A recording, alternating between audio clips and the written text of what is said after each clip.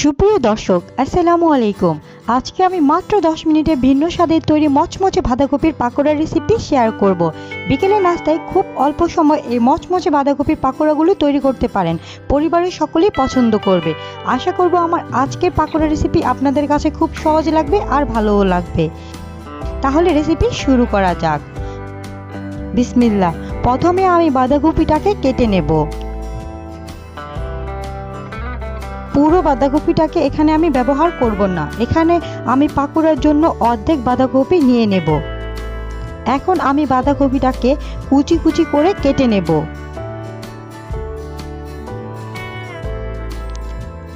এইভাবে আমি বাঁধাকপিগুলোকে কুচি করে কেটে নিয়েছি।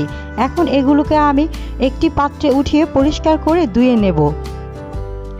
এখন আমি এর মধ্যে দিয়ে দেব 1 চা চামচ লবণ দিয়ে এখন আমি খুব ভালোভাবে বাঁধাকপিগুলোকে কষলে নেব। কষলে নেওয়ার ফলে এখান থেকে অনেকখানি পানি বের হয়ে যাবে। এখন চিপড়ে চিপড়ে আমি অন্য একটি বাটিতে নিয়ে নেব। এখন আমি পাকোড়া তৈরি করার জন্য বাঁধাকপির মধ্যে দিয়ে দেব একটি ডিম, হাফ কাপ পেঁয়াজ কুচি, 2 থেকে 3টি কাঁচামরিচ কুচি, 2 টেবিল চামচ পরিমাণ ধনিয়া পাতা কুচি।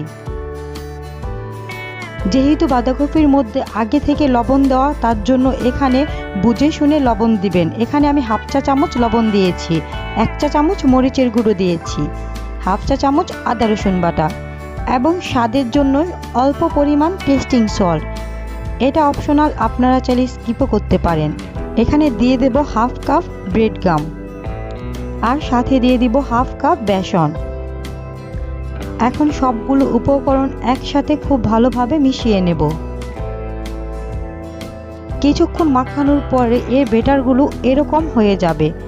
এখন হাতটাকে একটু পরিষ্কার করে অল্প পরিমাণ ডো এখান থেকে হাতে নিয়ে আমি পাকোড়ার শেপ দিয়ে নেব।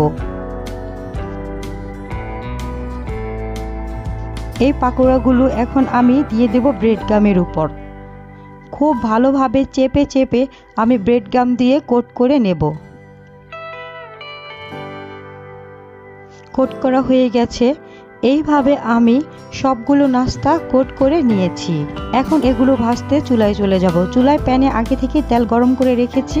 এখন একে একে আমি পাকোড়াগুলো দিয়ে দিচ্ছি। 2-1 মিনিট ভাজার পর আমি পাকোড়াগুলোকে উল্টে দিচ্ছি। উল্টে আমি আরও 2-1 মিনিট ভেজে নিচ্ছি। আবারও পাকোড়াগুলোকে উল্টে দিচ্ছি। এইভাবে উল্টে পাল্টে আমি 5 থেকে 6 মিনিট পাকোড়াগুলোকে খুব ভালোভাবে ভেজে নিয়েছি।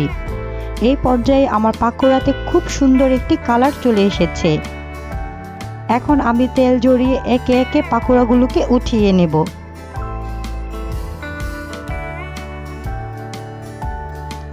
এইভাবে খুব অল্প সময়ে বাড়িতে বিকেলের নাস্তায় এই পাকোড়াগুলো তৈরি করলে পরিবারের সকলেই প্রশংসা করবে। আশা করব প্রতিদিনের মতো আমার আজকের রেসিপিও আপনাদের কাছে ভালো লেগেছে আর সহজও লেগেছে।